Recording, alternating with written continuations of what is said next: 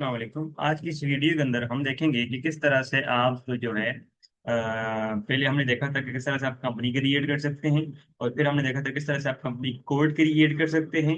और अब जो आपकी मेन कंपनी है, किस तरह से आप उसके साथ नंबर ऑफ कंपनी कोड हैं जो आपकी सब्सिडरीज हैं, किस तरह से आप उनको असाइन कर सकते हैं।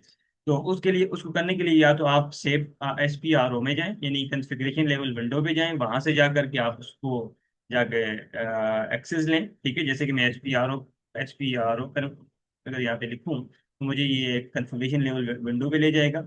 और यहाँ पर जाकर आप एंटरप्राइज स्ट्रक्चर में जाएंगे। ठीक है, एंटरप्राइज स्ट्रक्चर में और सो ऑन डेफिनेशन में। और ये एक अच्छा खासा लेंथी प्रोसेस है, ठीक है, जो आप फॉलो करते हैं और टाइम भी कंज्यूमिंग है। ठीक है, जैसे आपको डिफाइन कंपनी कोड, इस तरह बिजनेस एरिया आपने डिफाइन करना है।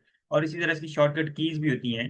जैसे आप यहाँ पे क्लिक करें डिस्प्ले कीज डॉक्यूमेंट, तो ये शॉर्टकट कीज हैं जो कि आप इसी इन्हीं समांतर कोड को डायरेक्टली एक्सेस भी कर सकते हैं। जैसे यहाँ पर काफी सारे कोड आपके सामने शो हो रहे हैं।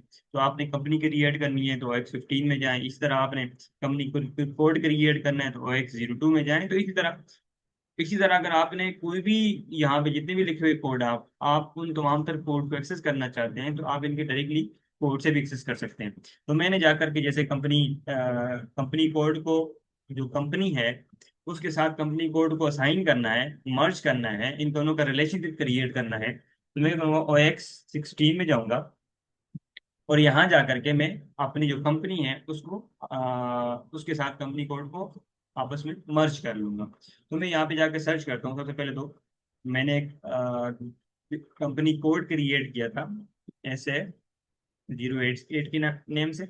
अब इसको जाके सर्च करता हूँ तो आप देखिएगा मेरे पास ये SA08 जो कि तमाम ग्रुप कंपनी की नेम से मैंने वहाँ पे बनाया था। तो यहाँ पे जाकर के मैंने जो मेन कंपनी थी उसके साथ इसको लिंक कर देता हूँ। तो मेरी मेन कंपनी थी SA98 थी।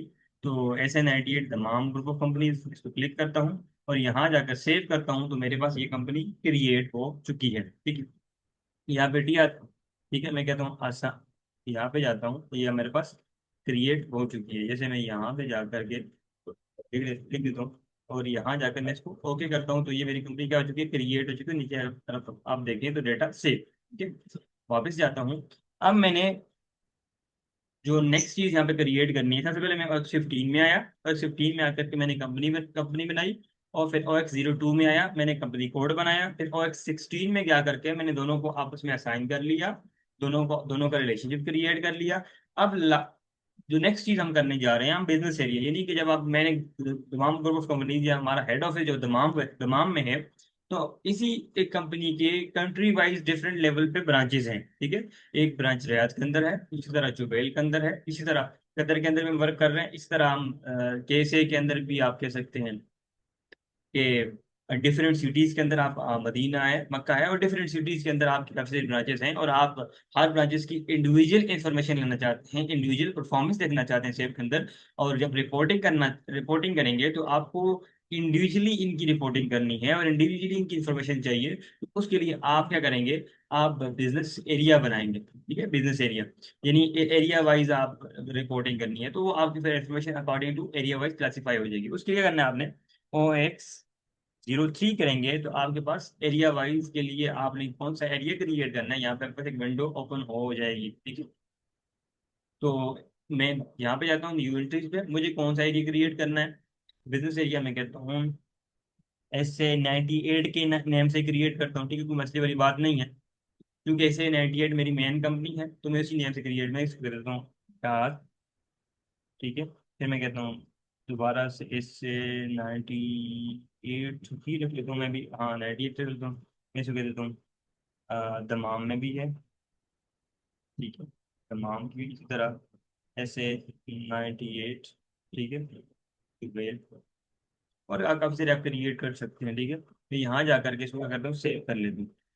अब यहाँ पर अच्छा था entity already exist with the same की, तो आप यहाँ पे जा करके इसको चेंज कर लेंगे, 99 कर लेंगे। इसको हम इसको हम 97 कर लेते हैं। ठीक है, और इसको हम 96 कर लेते हैं। ठीक है, अच्छा पहले हम सेव कर लेते हैं, उसके बाद हम ये डेटा सेव यहाँ शॉप पे क्लिक करेंगे तो इसको हम चेंज कर लेंगे 96।